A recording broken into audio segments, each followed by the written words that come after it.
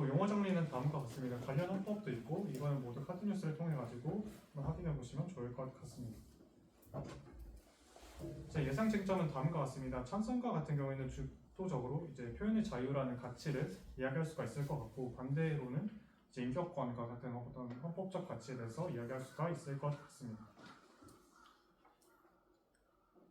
네, 그럼 토론자 소개에 앞서가지고 먼저 토론자분들께서 앞으로 오셔가지고 토론을 할 준비를 마치시면 좋을 것 같습니다. 토론하 부분.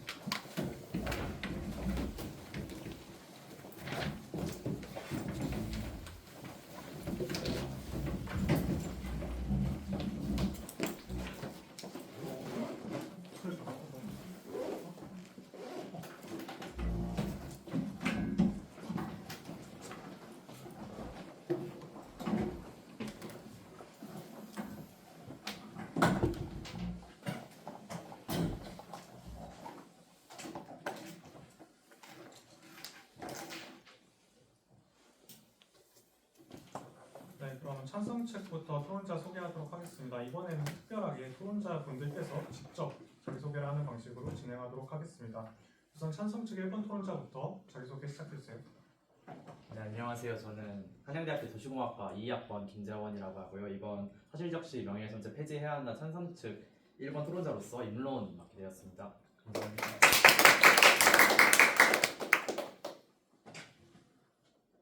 안녕하세요. 도거동문학과 2학번으로 재학 중인 이채원입니다. 이번 토론에서 2번 교차조사를 맡게 되었습니다. 안녕하세요. 한양대학교 전기공학과 26학번 양예지입니다. 이번 토론에서 찬성 측 마무리 발언을 맡게 되었습니다. 안녕하세요. 정치외교학과 2호학번 고다원입니다. 이번 토론에서는 반대 측 입론 맡게 되었습니다. 네, 안녕하세요. 저는 정책학과 이사학번 옥채영입니다. 반대측 교차조사 맡고 있습니다. 안녕하세요. 저는 정치외교학과 6학번 조수연이고 이번 토론에서 반대측 마무리 발언을 맡게 되었습니다.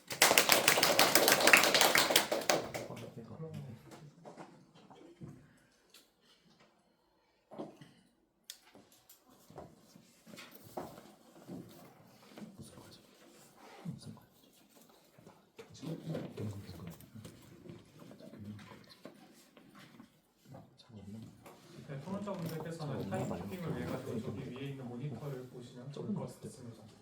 그럼 2016년 3월 21일 한토막 신입회원 토론회 사실적시 명예훼손죄를 폐지해야 한다. 반토막 토론 시작하겠습니다. 찬성 측 1번 토론자 이문 시작해주세요. 안녕하십니까. 저희는 사실적시 명예훼손죄를 폐지해야 한다는 논제에 찬성합니다. 첫째로 사실적시 명예훼손죄는 표현의 자유를 과도하게 침해합니다.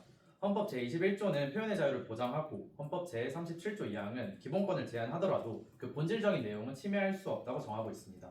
그런데 현행 형법은 허위가 아니라 진실인 사실을 적시한 경우에도 형사처벌을 할 수 있도록 하고 있습니다. 이는 표현의 자유에 대한 부당한 제약이며 사적인 명예 보호를 위해 국가의 형벌권을 동원하는 것은 부적절합니다. 다시 말해서 진실한 사실이 가려진 채 형성된 허위에 과장된 명예가 표현의 자유에 대한 위축 효과를 야기하면서까지 보호해야 할 법익이라고 보기 어렵다고 생각합니다. 둘째, 사실적시 명예훼손죄는 공익 제보와 사회적 감시, 비판 기능을 강하게 위축시킵니다. 노동자의 임금 체불 피해, 내부 비리와 같은 사회적 약자의 정당한 목소리까지도 형사처벌의 위험에 노출시킵니다. 실제 미투 운동 당시에도 피해자들은 가해자의 실명을 밝히고 억울함을 호소하고 싶어도 명예훼손으로 고소당할 것을 우려하여 침묵하는 경우가 많았습니다. 검찰 내 성추행 피해를 폭로한 서지영 검사 역시 당시 명예훼손 피소를 각오하고 있다고 말한 바 있습니다. 이처럼 사람들은 처벌 가능성 때문에 정당한 문제 제기와 그리고 고발을 주저하게 되고 그 결과 공익 제보와 사회적 감시 기능이 위축되게 됩니다. 결국 이러한 문제를 해결하기 위한 수단이 반드시 형사처벌이어야 한다면 이는 빈대 잡으려고 초가삼간 태우는 격입니다. 셋째, 사실적시 명예훼손은 형법이 아니라 민사적 영역에서 해결하는 것이 타당합니다. 형법은 개인의 자유를 가장 강하게 제한하는 수단인 만큼 가장 마지막에 동원돼야 합니다. 그런데 진실한 사실을 말한 경우까지 형사처벌을 하는 것은 이러한 형벌의 최후 수단성에 반합니다. 으로 인한 피해는 이미 민법 제764조를 통해서 손해배상과 명예회복을 위한 민사적 구제 수단으로 충분히 해결할 수 있습니다. 더 나아가 국제적으로 명예훼손 문제는 형사처벌이 아니라 민사적 책임 중심으로 다루는 것이 이미 일반적입니다. 영국은 2009년 형사상 사실적시 명예훼손죄를 폐지하였고 미국 역시 주로 민사상 손해배상이나 허위 사실에 대한 책임을 중심으로 대응하고 있습니다. 독일도 관련 규정을 두곤 있으나 진실이 입증될 경우에는 대부분 면책되는 방향으로 운영되고 있습니다. 또한 유엔 기구, 인권기구들 역시 한국 정부의 해당 제도의 폐지를 2011년부터 무려 3차례나 권고해왔습니다. 결국 사실적시 명예훼손죄는 민사로도 충분히 해결 가능한 문제를 국가의 형벌로 과도하게 개입하고 있는 경우라고 볼 수 있겠습니다. 이상으로 임론 마치겠습니다. 감사합니다. 네, 그럼 반대측 1번 토론자 인론 시작해주세요. 반대측 입론을 시작하겠습니다. 사실을 표현할 자유 못지않게 타인의 명예와 인격에 대한 보호 역시 중요합니다. 모든 사실이 항상 공개되어야 하는 것은 아니며 개인의 사생활 등의 정보가 무분별하게 공개된다면 회복하기 어려운 피해가 발생할 것입니다. 그렇기 때문에 저희는 3가지 근거에 따라 사실적시 명예훼손죄 폐지에 반대합니다. 첫째, 인격권에 대한 보호가 필요합니다. 헌법에서는 명예권과 사생활 보호를 포함하는 인격권을 보장해야 한다고 명시하고 있습니다. 헌법재판소는 명예는 개인의 인격적 가치와 밀접하게 관련된 기본권이며 사실을 적시하는 경우에도 이러한 기본권이 침해될 수 있기 때문에 사실적시 명예훼손죄의 합헌 판결을 내린 적이 있습니다. 특히나 개인의 사생활이나 과거 같은 정보는 사실이라 하더라도 무분별하게 공개될 경우 회복하기 어려운 사회적 낙인 문제 같은 인격권 침해를 발생시킬 수 있습니다. 일례로 대법원에서는 전과와 같은 과거에 대한 사실을 공연히 적시한 피고인에 대해 공익과 무관한 개인의 사생활의 유포에 피해자의 명예를 실추시켰음을 이유로 유죄 판결을 내린 적이 있습니다. 둘째, 표현의 자유는 무제한적 권리가 아니며 현행법은 공익을 위한 표현의 자유를 보장하며 최소한의 제재만을 가하고 있기 때문에 폐지를 논하는 것은 과도합니다. 헌법에서는 표현의 자유는 보장하되 타인의 명예나 권리를 침해해서는 안 된다고 명시하고 있습니다. 또한 형법 제310조를 통해 적시된 사실이 공익을 위한 경우에는 처벌하지 않도록 규정하고 있습니다. 즉, 공익적 제보나 비판을 위한 표현은 이미 법적으로 보호되고 있으며 법관들은 위법성 조각 사유인 공익의 범위를 넓게 해석하여 표현의 자유를 보호하고 있습니다. 최근 대법원에서는 공익을 단순 국가나 사회 전체의 이익뿐 아니라 특정 사회 집단이나 그 구성원 전체의 관심과 이익까지 포함하는 개념으로 해석하는 판결을 다수 보여주며 공익을 위한 사실적시 행위를 보호하고 있습니다. 따라서 사실적시 명예훼손죄가 표현의 자유를 과도하게 제한하고 있다고 보기 어렵습니다. 셋째, 현대사회에서 증가하고 있는 명예훼손 피해의 심각성을 고려하면 형사적 규제를 통한 예방은 필수적입니다. 경찰청 연도별 범죄 통계에 따르면 명예에 관한 재해 발생 건수는 2017년부터 5년 새 약 39.4% 증가했습니다. 또한 인터넷 환경에서 한번 공개된 정보는 빠르게 확산되며 돌이키기 어렵습니다. 헌법재판소에서는 이러한 점을 고려하여 명예훼손으로 인한 피해는 사후적으로 회복이 어렵다는 점을 인정하며 형사적 규제의 필요성을 강조했습니다. 또한 민사제도만으로는 이러한 피해를 예방하고 보상하기 어려운 실정입니다. 사실적시 명예훼손죄는 단순히 표현의 자유를 규제하는 법이 아니라 개인의 인격권과 사생활을 보호하기 위한 최소한의 장치입니다. 더불어 현행법은 이미 추가 조항을 통해 표현의 자유와 인격권 보호 사이의 균형을 유지하고 있으므로 저희는 사실적시 명예훼손죄 폐지에 반대합니다. 네, 그럼 반대측 2번 토론자 교차조사 시작해주세요. 네, 반대측 교차조사 시작하도록 하겠습니다. 찬성 측에서는 우리 헌법의 표현의 자유와 인격권 및 사생활의 비밀 이 두 가치가 민주주의 법질서 내에서 어느 하나가 절대적으로 우선한다고 보십니까? 아니면 상호 보완할 조화를 이루어한다고 생각하십니까? 조화를 이뤄야 된다고 생각합니다. 네, 그렇다면 표현의 자유라는 이름으로 타인의 사생활이나 치부를 대중 앞에 폭로하여 인격권을 완전히 말살하는 행위는 절대적으로 허용되어서는 안 됩니다. 동의하십니까?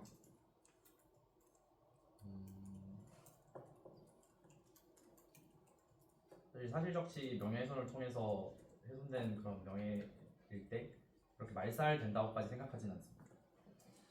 네, 찬성 측에서는 지금 현행법이 표현의 자유를 위축시킨다고 주장하고 있습니다.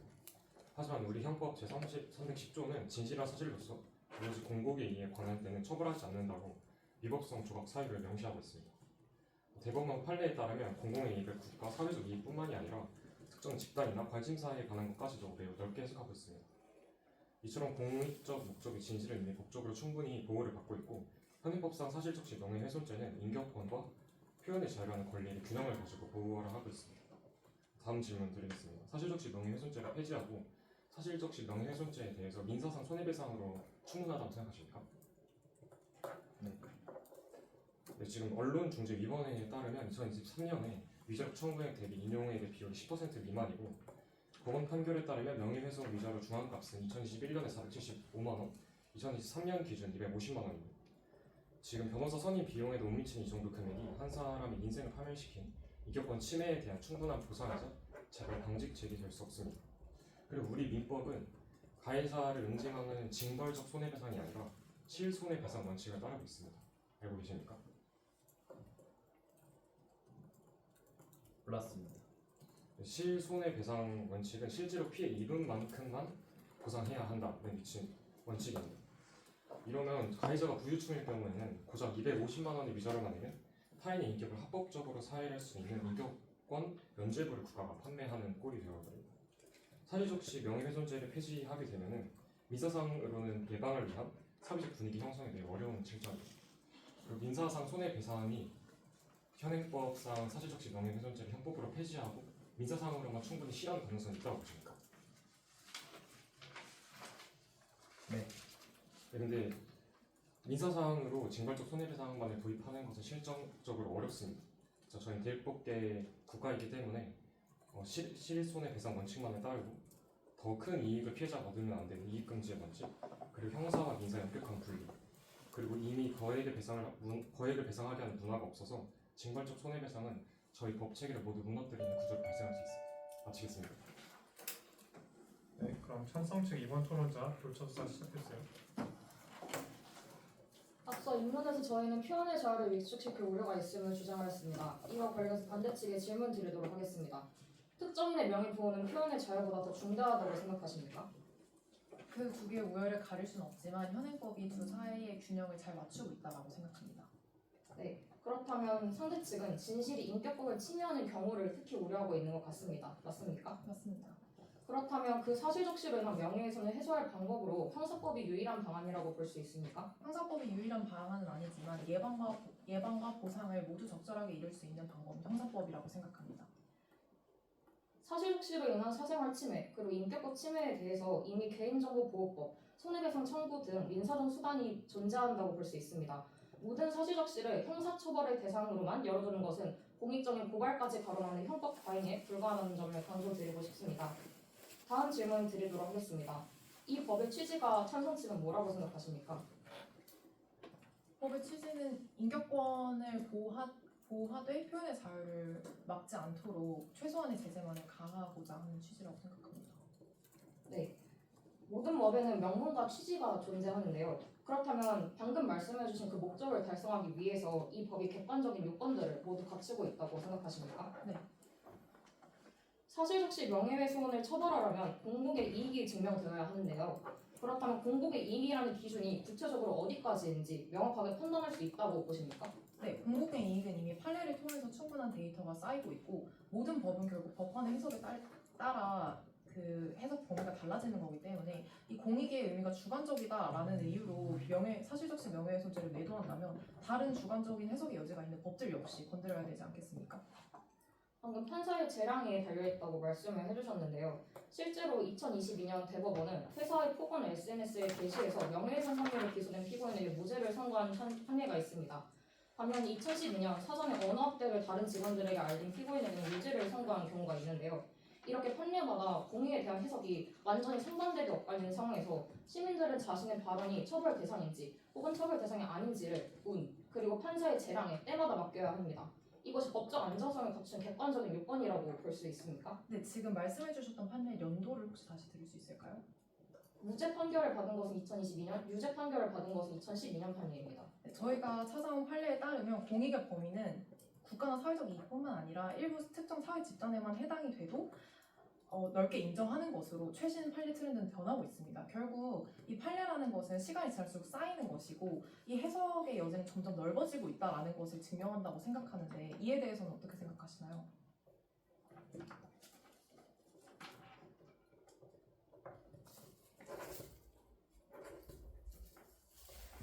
한계가 쌓이고 있는 것은 맞지만 네, 발언 시간 종료되었습니다.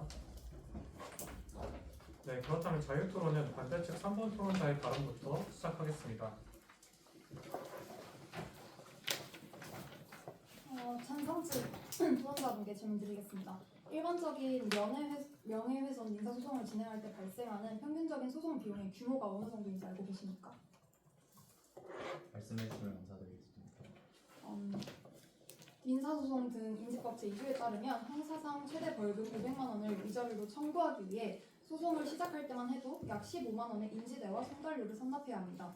이때 위자료를 형사상 최대 벌금액으로만 측정하였기 때문에 낮은 액수처럼 보일 수 있지만 그 이상의 위자료를 청구할 경우 선납해야 하는 금액은 더욱 증가한다고 해석할 수 있습니다.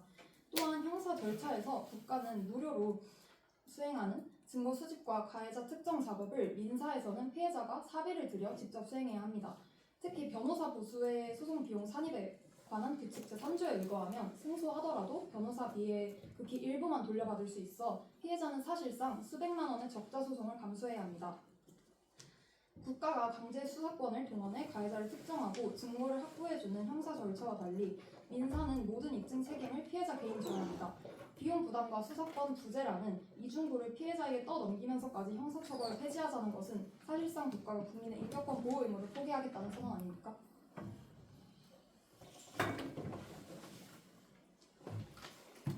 그건 아니라고 생각합니다. 그리고 첨언하자면 단순히 사실을 적시한 상태에서 본인의 명예가 실추되었다면 그 사실에 대한 내용을 반박해야 하는 상황이 이제 맞닥뜨리게 되는 건데 그렇다면 단순히 사실, 즉 진실을 얘기했는데도 불구하고 무너지는 본인의 명예를 살리고 싶다면 일정 비용을 스스로 부담해야 한다고 생각합니다.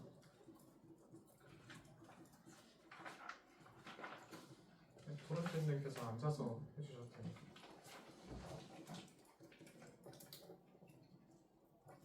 우선 그 부분에 대해서 제가 말씀드리고 싶은 것은 명예라는 부분을 어디까지 해석할 수 있는지에 따라서 의견이 달라질 수 있다고 생각을 합니다. 저희가 명예라고 봤던 것은 개인이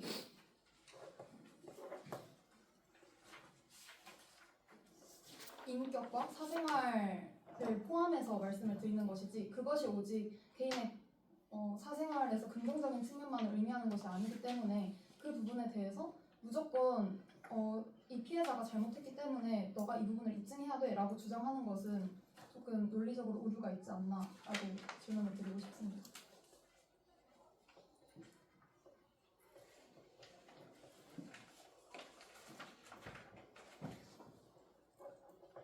네, 찬성 측에서는 발언 부탁드립니다. 네, 그러면 이번에 반대측의 310조에 대해서 질문 드리겠습니다. 310조의 존재로 표현의 자유가 확보된다고 생각하십니까? 네. 310조를 통해 명예훼손죄 피고가 무죄를 인정받는다고 하여도 형사소송 과정 자체가 무겁기 때문에 이 발언의 자유 그리고 표현의 자유를 제한하게 됩니다. 그리고 헌법상 보장된 표현의 자유가 공익과 관련이 되어야 인정될 수 있는 것인지는 의문스럽습니다. 아무리 형법 제310조의 위법성 조각 사유를 넓게 보더라도 발언의 주된 목적이나 내용의 공익성이 없는 이상 명예훼손죄로 처벌받게 됩니다. 모든 국민은 사적 대화 내용이 피해자에게 흘러 들어가지 않는 요행을 바라는 것 외에는 형사처벌을 피할 수 없기 때문에 표현의 자유가 확보된다고 말할 수 없고 또한 실제 판례들에서는 310조에서 말하는 공익의 인정 범위가 매우 모호합니다. 네, 답변 드리겠습니다. 먼저 지금 410조가 위법성 조각 사유로서 표현의 자유를 보장하고 있다라는 부분은 인정하신 것 같고 아무래도 말하는 사람 입장에서는 형사 절차 자체가 부담이 될 수 있기 때문에 발언을 조심하게 된다 이런 말씀을 하신 것 같은데 그렇게 따지면 민사 절차는 가볍습니까? 어쨌든 둘 다 적법한 절차를 거치는 것은 사실이고 그렇게 따지면 민사재판 역시도 피해자에게 그런 위협을 피해자에게 그런 부담을 감수할 만한 발언이 될 수 있습니다. 그리고 310조의 위법성 조각 사유에 대해서 하나의 판례를 들어드리자면 어떤 아파트 대표자에 대해서 유흥업소를 드나든 사실과 접대부를 부르고 양주를 마시며 이걸 붉은색으로 아주 진하게 표시하고 우롱하고 파렴치한 피해자 코스프레 중단과 같은 비난조의 표현 역시 섞여 있었습니다. 하지만 대법원에서는 이를 도덕성이 부족하다는 평가 과정에서 나온 개인의 표현의 자유로 표명해서 무죄 판결을 내렸습니다. 이 부분에 대해서는 어떻게 생각하십니까? 일단은 먼저 형사 절차에 비해서 민사 절차가 가볍다고 질문 주셨는데 오히려 형사 절차에서 이제 보게 되면은 저희가 말하는 이 명예훼손죄는 반의사 불벌죄로 그 그러니까 원고가 처벌 의사를 밝히지 않을 경우에 소송이 계속 진행되는 것입니다. 이때 이러한 것을 이용해서 이제 소송이 결론을 위해서 소송을 하는 것이 아니라 이 사실 어떤 여론 자체를 봉쇄하기 위해서 무기한으로 소송을 진행하여 오히려 형사적 절차가 복잡해지게 되고 민사 절차에 비해서 오히려 공권력을 낭비하는 상황이 올 수 있습니다. 네, 답변. 첨언하자면 이를 전략적 봉쇄소송이라고 하는데요. 실제로 2009년 쌍용자동차 노조 사건에서 경찰이 포함 노동자들을 헬기, 크레인 같은 무력을 사용해서 진압했음에도 불구하고 그 과정에 손해를 입었다고 주장하면서 노조 그리고 조합원 개개인에게 24억 원의 손해배상 소송을 제기한 사례가 있습니다. 방금 3번이 말씀을 해주신 것처럼 제3자도 이런 소송을 진행할 수 있지만 한국에서는 EU 그리고 미국이 이런 반전략적 봉쇄소송 시스템을 만들어 놓은 것과 다르게 이러한 것들을 막을 방도를 따로 마련하지 않았기 때문에 형사적인 처벌을 진행할 때 조금 더 비용이 커질 수 있다는 점 말씀드리고 싶습니다. 또한 방금 얘기해 주신 판례 발언 시간 종료되었습니다. 해당 부분에 대해 답변 드리겠습니다. 먼저 징벌적 손해배상 얘기를 하셨는데요. 징벌적 손해배상 문제는 사실 지금 아까 인론에서 말씀해 주셨던 미국에서 가장 크게 발생하고 있는 문제라는 점 알고 계십니까? 미국은 저희 나라와 다르게 영미법계를 따르고 있고 그쪽은 이제 형법에서 사실적시 명예훼손죄를 제한 반면에 민사소송 절차를 굉장히 강하게 진행하고 있습니다. 그렇기 때문에 징벌적 손해배상 그렇기 때문에 이제 기업이나 기업 차원에서 민사제도로 피해자를 묶어두기 위해서 이런 민사 절차를 강행하는 식으로 그런 과도한 현상들이 문제가 되고 있습니다. 그러면 이거는 형사재판뿐 아니라 민사재판에서도 일어날 수 있는 문제 아닌가요?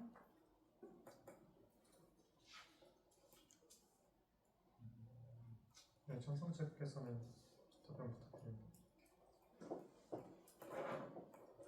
먼저 민사 쪽에서도 그런 재판의 길이가 길어질 수 있다는 점을 저희도 인정을 합니다. 형사 형법과 마찬가지로 형법도 이제 1심이, 2심이 있고 그리고 대법이 있는 것처럼 민사도 말씀해주신 것처럼 오랜 기간이 걸릴 수 있다는 것은 인정을 합니다. 하지만 형법에 저희가 인론에서도 말씀드렸다시피 형벌의 최후 수단성이라는 것이 있습니다.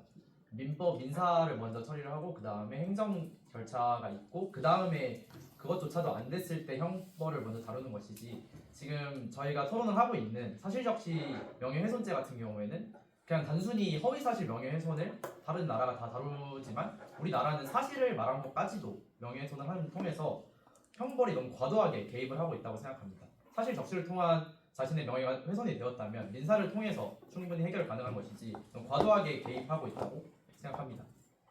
제가 질문 드리겠습니다. 그럼 방금 전에 다른 나라들이 허위 사실에 대해서는 다르고 사실적시 명예훼손죄는 폐지한다는 추세로 말씀 주신 것 같은데 맞습니까? 맞습니다. 네, 그러면 지금 사실적시 명예훼손죄를 폐지를 하고 있는 국가의 이름을 대주실 수 있습니까? 인론에서 말씀드렸다시피 영국은 2009년에 표현의 자유와 이런 사회적 비판 기능 이런 걸 위축시킬 수 있다고 생각해서 2009년에 폐지하였습니다. 네, 지금 영국을 말씀해 주셨고 영국뿐만이 아니라 미국도 지금 사실적시 명예훼손죄를 폐지하고 있습니다.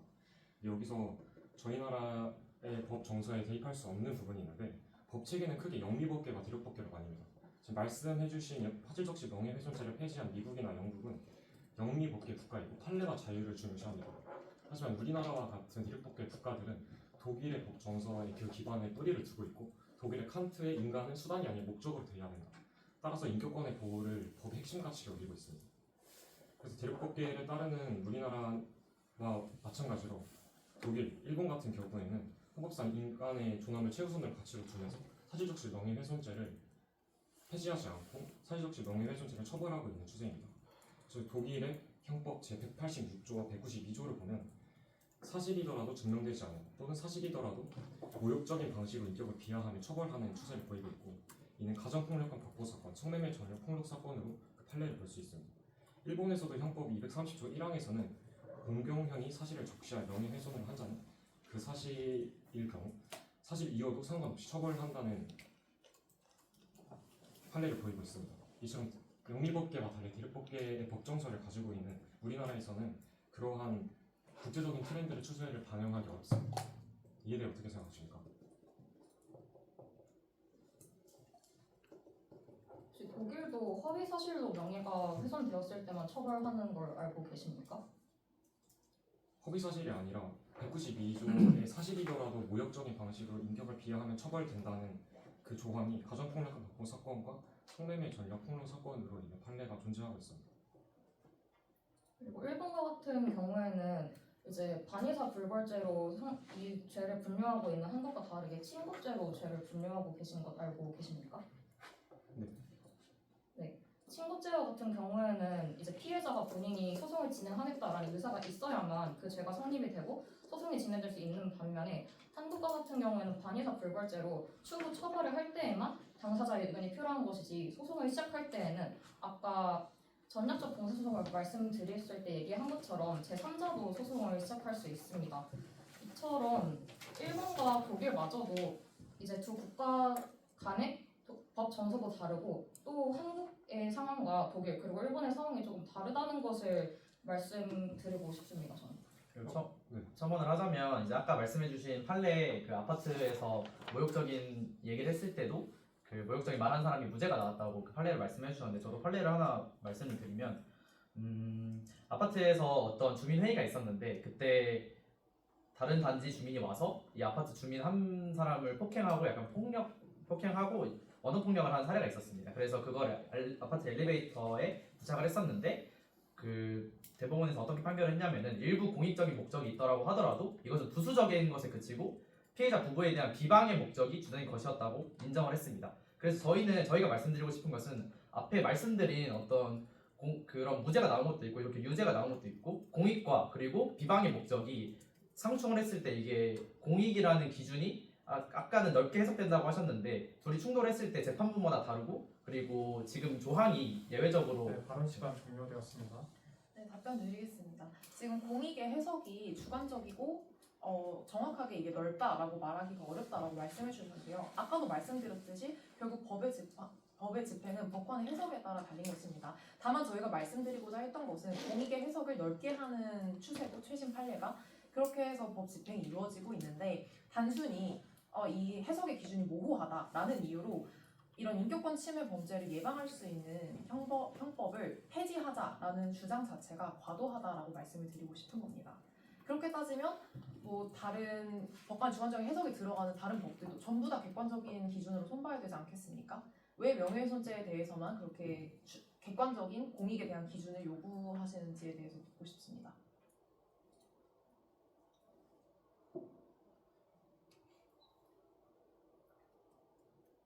네, 찬성 측 3번 토론자께서는 답변 부탁드립니다. 네.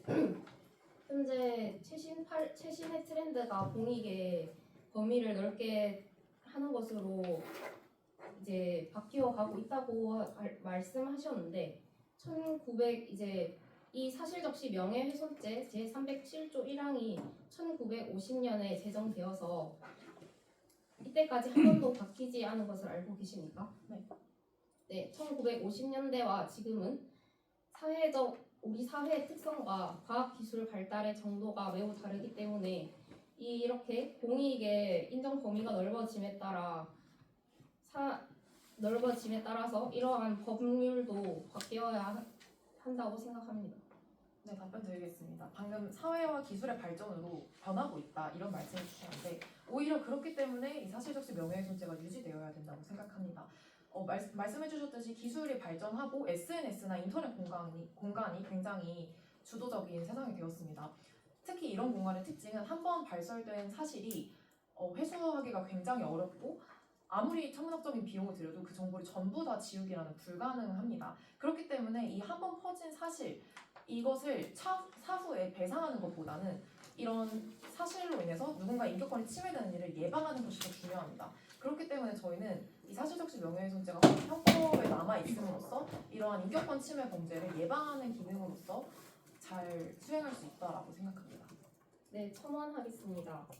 이제 미디어가 발달함에 따라서 그 파급력이 크다고 말씀해 주셨는데 이를 방지하기 위해서 형법에서는 정보통신망법 및 개인정보보호법으로 SNS에서 개인이 특정되는 정보가 유출되어 명예가 훼손되었을 경우에 대체할 수 있는 법안이 존재하기 때문에 사실적시 명예훼손의 부작용을 없애기 위해서 이것은 폐지하고 SNS나 이런 발전에 의한 피해는 정보통신망법이나 개인정보보호법을 이용해 개인의 인권을 보호할 수 있다고 생각합니다.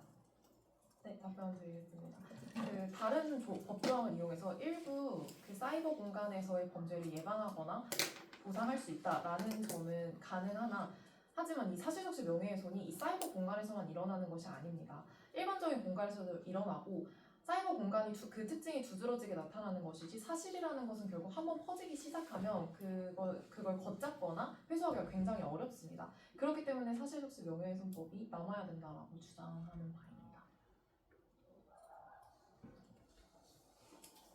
이에 대해서 반론드리자면 일단 아까도 말씀을 드렸지만 정말 단순히 발생했던 사실을 이제 말했다고 해서 본인의 명예가 실추되는 수준까지 갔다면 그 사실의 내용이 분명히 성폭력 혹은 임금체불, 폭력 이렇게 이제 사회적인 기준에 맞지 않는 상황일 것이라는 상황이 가능성이 굉장히 크고 그 다음에 이제 온라인 세계와 같은 경우에는 한번 사실이 퍼졌을 때 그것을 되돌리기가 어렵기 때문에 보호해야 한다라고 말씀을 해주셨는데 그렇다면 단순히 이러한 사회적인 규범에 맞지 않는 그런 사실로 인해서 명예가 훼손될 수 있다는 것만으로도 아무런 표현을 하지 못하게 하는 것에는 문제가 있다고 생각합니다. 이제 사실을 공유한다는 것은 단순히 내가 입은 피해를 상대방들한테 알리는 것뿐만 아니라 사회 전체의 신뢰도를 높인다는 효용 또한 가져오기 때문에 이 점 또한 고려해 주시면 감사하겠습니다. 네, 그렇다면 해당 발언에 대해서 질문 드리겠습니다. 사회적 규범과 벗어나는 성폭행, 임금체불과 같은 전과를 가진 사람들은 평생 그 낙인 효과를 가지고 살아야 한다고 생각하십니까? 어느 정도의 책임감은 가져야 한다고 생각합니다. 네, 책임감을 가져야 된다는 부분은 저희도 동의하나 사람들의 인식과 사회생활이라는 게 있습니다. 만약에 이미 예를 들어서 이미 형을 다 마치고 나온 전과자가 전과자라는 이유로 아무런 사회생활을 하지 못하는 그런 낙인 효과를 받아도 마땅하다라고 생각하십니까? 저희는 근데 그러한 낙인 효과보다 예를 들어서 공익 제보를 해서 회사에 내부 비리가 있었을 때 그거를 공익 제보를 했는데 그걸 입증하지 못해서 법원에서 자신이 사실적시 명예훼손죄를 받았을 때 그 형법상의 빨간 줄이 긁히는 것 자체에 낙인 효과가 더 크다고 생각을 합니다. 그래서 고소를 비리를 통한 그런 내부 고발을 말하고 싶은데 그렇게 상대 측에서 역고소가 들어왔을 때 내가 이걸 말하면 그리고 이걸 입증하지 못하면 내가 형벌을 받을 수 있겠구나라는 그런 낙인 효과가 더 크지 왜 그런 전과자의 낙인 효과를 더 우선시하게 말씀하시는지 잘 모르겠습니다. 네, 해당 발언에 대한 답변은 반대측 3번 토론자께서 해주시기 바랍니다.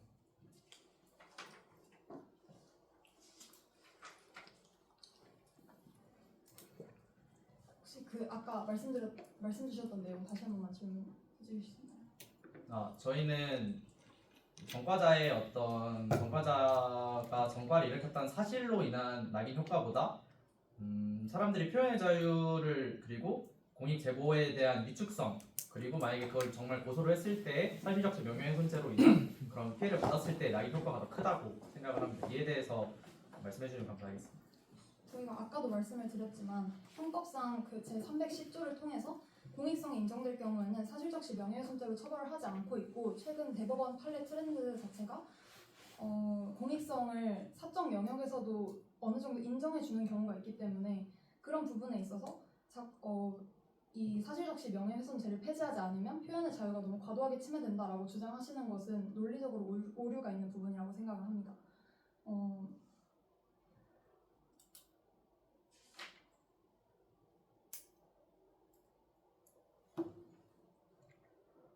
저 혹시 최근 대법원의 판례 트렌드가 이제 예외 사항을 점점 넓혀가고 있는 것이라고 말씀을 해주셨는데요. 그러면 대법원 또한 누군가가 사실을 얘기했을 때 그것이 공익성을 위함이다라고 인정을 많이 해주고 있다는 것인데 혹시 아까 저희 측 3번 토론자가 1950년대 이 죄가 이제 법률로서 제정되었다고 말씀하시는 것 기억하십니까? 그렇다면 지금 이제 법전에 있는 이 조항이 사회 분위기를 잘 따라가지 못하고 있기 때문에 점점 공익성을 인정해주는 추세로 대법원도 판례를 내리고 있는 건데 그렇다면 공익성을 대법원도 인정하고 있는 건 아닙니까? 네, 반대측 1번 변호사. 네, 답변 드리겠습니다. 공익성을 대법원이 인정한다라는 부분이 공익성은 사실을 적시한 부분에 대해서 만약에 그것이 공익성을 띠는 제보의 목적이라면 그것은 대법원이 당연히 인정을 하는 것입니다. 그리고 법 체계가 그때 제정이 되어서 지금까지 바뀌지 않았고 사회의 흐름을 반영하지 못하고 있다라는 말은 저희도 역으로 들고 싶습니다. 지금 사실적시 명예훼손죄 형법상으로 최대 500만 원의 벌금 또는 2년 이하의 징역인데 이것 또한 시대의 흐름을 못 따라가고 있다라고 생각하시진 않으십니까? 결국 이 공익에 대한 해석이 시대의 흐름을 못 따라가는 법을 맞추기 위해서 해석의 범위를 넓히고 있는 것이 아니라 표현의 자유의 보호에 대한 목소리가 커지고 있고 그에 반영하기 위해서 표현의 자유로 인정할 수 있을 만한 부분이 있는 사실은 전부 다 표현의 자유를 인정하고자 하는 대법원의 판결이라고 생각합니다. 저희는 아까도 말씀드렸다시피 공익적 목적이랑 그리고 비방적 목적이라는 것을 재판부가 임의로 그리고 판례마다 다르다는 점이 이 사실적시 명예훼손죄가 폐지해야 될 가장 큰 이유라고 생각을 합니다. 그래서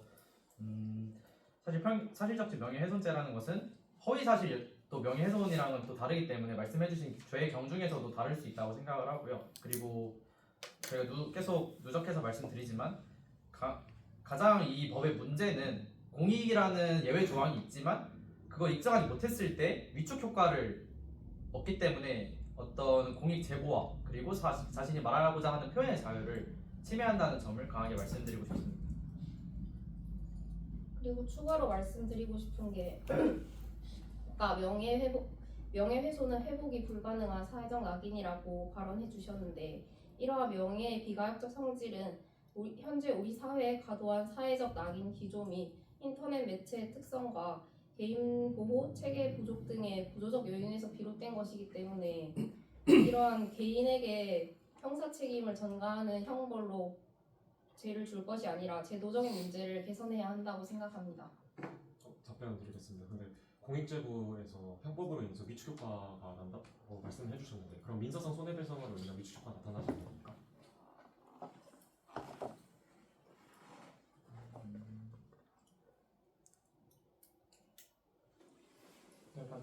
네, 찬성제 1번 토론자께서 답변을 주시기 바랍니다.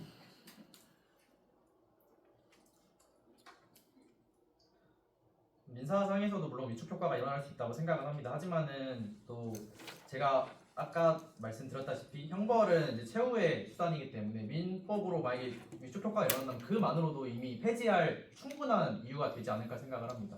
민사상으로 이미 위축 효과가 일어난다면은 사실적시 명예훼손으로 했을 때 내가 민사상 소송을 당할 수 있고 이걸 하면 안 되겠다라는 어떤 그 둘 간의 관계에서 민사상이 사결하는 게 더 옳은 일이지 지금 사실적시 명예훼손죄가 존재하는 걸로 인해서 위축 효과보다 민사상의 위축 효과가 더 크다면 폐지해야 된다는 저희 의견에 더 강하게 뒷받침해줄 수 있는 근거라고 생각을 합니다.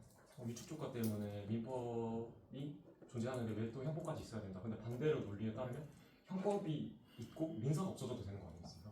그런 논리로 따르면 위축 효과가 둘 다 존재하면 민사가 대신 없어지고 형사가 존재한다고 생각하게 된다면 어떻게 생각하십니까?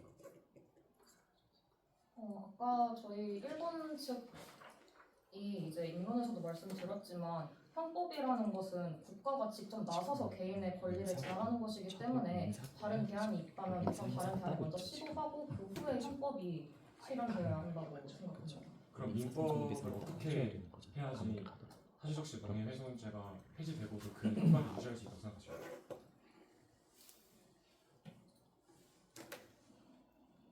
사실 민법 제764조를 통해서 이미 손해배상과 명예회복 위엔 둘 간의 민사적 구제 수단으로 충분히 해결할 수 있다고 저희는 생각을 하고요. 이 해결 방안이 있기 때문에 폐지를 해도 충분히 현재 어떤 사생활에 대한 사실 적시라든지 이런 거에 대한 명예훼손을 둘 간에 해결을 할 수 있다고 생각을 합니다. 네, 그리고 첨언하자면 비슷한 사례로 관통지역 같은 경우에도 죄는 다른 폐지되었지만 시간 종료되었습니다. 반대측께서는 다른 시간이 아직 남았는데 혹시 사용하시겠습니까? 네, 먼저 말씀드리자면 지금 민사상으로만 충분히 해결이 가능하다고 하셨는데 일단 민사상으로 첫 번째로 말씀드릴 수 있는 건 지금 너무 민사상 손해배상으로 징벌이 되기에는 액수가 너무 적고 그 액수를 바꿔서 미국과 같이 징벌적 손해배상 제도로 나아갈 수 있는 방안이 있는데 일단 미국과 같이 그런 징벌적 손해배상 제도의 법 정서가 없는 우리나라의 법 체계에서는 실제로 그 징벌적 손해배상으로 민사상 손해배상을 하는데 법 체계상 실현 가능성이 없습니다. 지금 실손의 대상들을 따르고 있기 때문에 피해자가 원래 피해 입은 액보다 더 큰 이익을 얻어서 안 되다는 이익금칙의 원칙에도 반하고 지금 형벌과 민사가 엄격하게 분리되어서 그 형벌을 이루어지고 있는 우리나라의 법 체계상 실현 가능성이 없습니다. 미국과 같은 경우에는 배심원 단위 금액을 정하기 때문에 그렇게 천문학적인 의미가 가능하지만 저희 우리나라에서는 법관이 하기 때문에 법전에 근거해서 성문법에 근거해서 그런 큰 징벌적 손해배상을 도입하기 어렵습니다.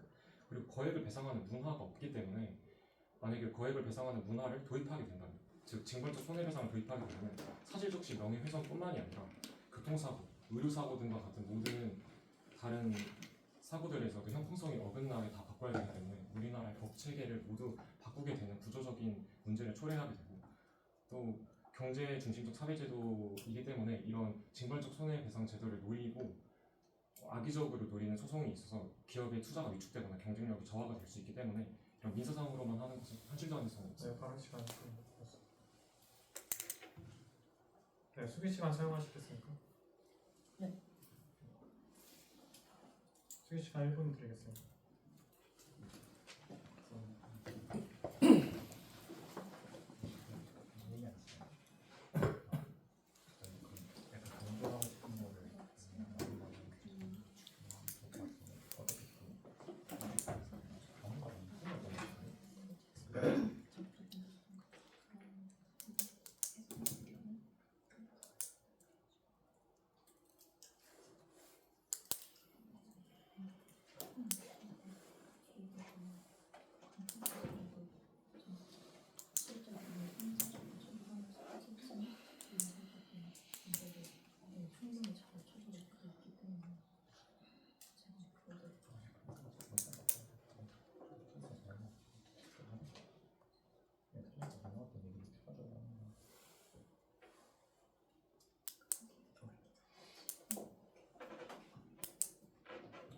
네, 수기 시간 종료되었습니다. 반대측 3번 토론자께서는 마무리 발언 시작하세요. 반대측 마무리 발언 시작하도록 하겠습니다. 저희는 표현의 자유를 억압하자는 주장을 하는 것이 아닙니다. 다만 표현의 자유가 타인의 인격권을 침해하지 않는 범위 내에서 보장되어야 한다는 것입니다. 첫째, 대한민국 헌법 제21조 헌법 제310조를 통해 표현의 자유는 충분히 보장되고 있습니다. 공익적 목적의 표현은 처벌되지 않도록 규정되어 있음에도 찬성 측은 형법으로 인한 위축 효과를 걱정하면서 표현의 자유를 과도하게 침해한다고 주장했습니다. 그러나 이는 현행법이 인격권 보호를 우선하면서도 표현의 자유 역시 충분히 보장하고 있다는 점을 간과한 것입니다. 이러한 상황에서 제도 자체의 폐지를 주장하는 것은 과도하다고 볼 수 있습니다. 둘째, 대한민국 헌법 제310조를 통해 공익성이 인정될 경우 사실적시 명예훼손죄로 처벌하지 않고 있으나 찬성 측은 공익 제보가 위축되는 효과를 가져올 수 있다고 주장했습니다. 그러나 이는 공익성을 넓게 인정하고 있는 최근 대법원 판례의 경향성을 고려하지 않는 주장으로 논리적인 오류가 있다고 볼 수 있습니다. 셋째, 오늘날 명예훼손 피해는 빠르게 증가하고 있으며 특히 온라인 환경에서는 그 피해가 더욱 빠르게 확산되어 회복이 어렵습니다. 이러한 점을 고려하여 형사적 규제를 통한 예방의 필요성을 지적했으나 찬성층은 민사적 규제로 충분하다라고 주장하였습니다. 그러나 민사적 규제는 피해에 대한 사후적인 보상에 그칠 뿐 발생할 피해를 예방하기에는 한계가 있습니다. 따라서 이러한 피해를 사전에 방지하기 위한 최소한의 형사적 규제가 반드시 필수적이라고 볼 수 있습니다. 개인의 인격권과 사생활의 비밀과 자유는 반드시 보장되어야 합니다. 표현의 자유 역시 중요하지만 그것이 타인의 인격권을 침해하는 방식으로 행사되어서는 안 됩니다. 사실적시 명예훼손죄는 이를 방지하기 위한 최소한의 장치이며 따라서 저희는 사실적시 명예훼손죄의 폐지를 반대하는 바입니다. 감사합니다. 네, 찬성 측 3번 토론자께서는 마무리 발언 시작하세요. 네, 찬성 측 마무리 발언 시작하겠습니다. 인격권 보호가 필요하다는 것은 모두가 인정하는 명백한 사실입니다. 저희는 인격권 침해에 대한 처벌을 없애고 인격권을 보호하지 말자는 주장을 하는 것이 아닙니다. 다만 현행법상 310조의 공익성 조건을 통해 동등한 기본권인 표현의 자유가 인격권에 의해 제한되고 있는 현실과 진실을 말한 사람이 형사 피의자가 되는 구조를 개편하자는 것입니다. 사실적시 명예훼손죄의 본래 취지는 외격권을 수호하는 것이었으나 사회에서 이 조항은 문제를 해결하는 장치가 아니라 진실을 말하려는 사람을 침묵시키는 장치로 작동하고 있습니다. 따라서 사실적시 명예훼손 법안을 폐지하고 민법을 통해 인격권을 보호할 것을 제안합니다. 사실적시 명예훼손죄는 진실을 말한 죄를 묻는 법입니다. 행위가 정당하다면 그 결과에 대한 책임은 민사로 다루는 것이 법치주의의 상식입니다. 헌재에서 사실적시 명예훼손죄를 합헌으로 결정하긴 하였지만 3차례의 헌법재판소의 재판을 거쳐 형사에서 민사로 전환된 간통죄 폐지 등의 사례를 들어서 이러한 행위가 정당할 때 결과에 대한 책임을 민사로 다루는 것이 맞다고 생각합니다. 진실 앞에 침묵을 강요하는 형벌은 폐지되어야 합니다. 그리고 또한 유엔은 5차례 이 조항의 폐지를 권고하였고 영국과 미국은 이미 민사체계로 전환하여 더 정교하게 명예를 보호하고 있습니다. 현존하는 형법은 1953년 제정된 이래에 이제 자고 하나 바뀌지 않고 현재에도 적용되고 있습니다. 제정 당시 사회 특성, 기술 발전의 정도가 크게 달라졌는데 이를 유지하는 것은 세계적 흐름에 편승하지 못하고 시대의 흐름을 반영하지 못하는 것이라 생각합니다. 이상으로 마치겠습니다. 네, 모두 수고 많으셨습니다.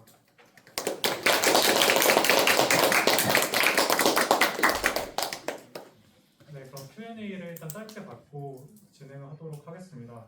우선 찬성책 얘기를 받겠습니다. 네. 29기 황태입니다. 찬성 측에게 여쭤보시는 부분이 하나 있는데 찬성 측에서 지금 제시하시는 주장 2가지가 있었는데요.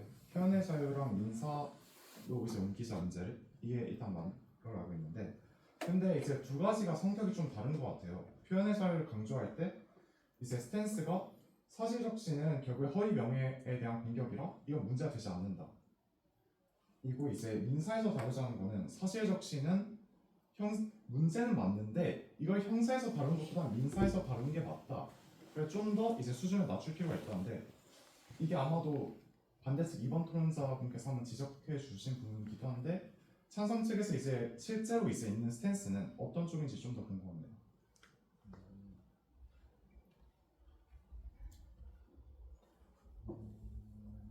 일단 말씀하신 부분에 대해서